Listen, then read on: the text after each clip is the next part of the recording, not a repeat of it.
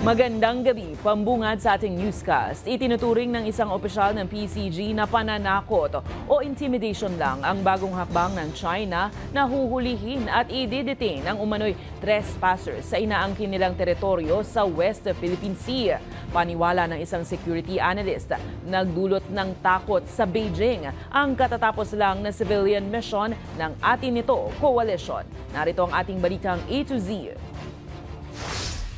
Isa na naman uling pananakot ito ng to discourage these types of activities ng civil society.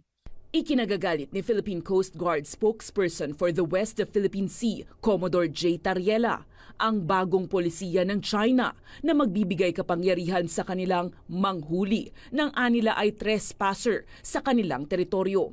Kabilang na ang inaangkin ng Beijing na bahagi ng West Philippine Sea. Ayon sa media outlet ng gobyerno ng China, simula Hunyo ay papayagan na ang Chinese Coast Guard na hulihin at i-detain ang trespassers ng hanggang 60 araw nang walang paglilitis.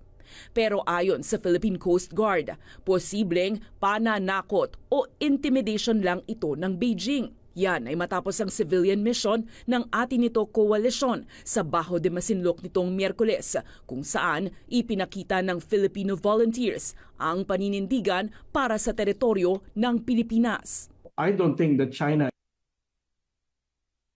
because mas malaki ang magiging backlash nito sa kanila bilang isang bansa, and most likely more countries would really criticize and stand up against this kind of illegal domestic law that they pass without considering the implication on the international law.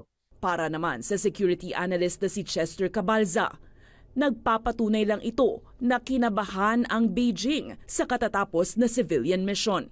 The mere fact that China has pronounced that new law which they will implement by June, that means that they are afraid. There is fear in China right now because they've seen civilians coming to their end.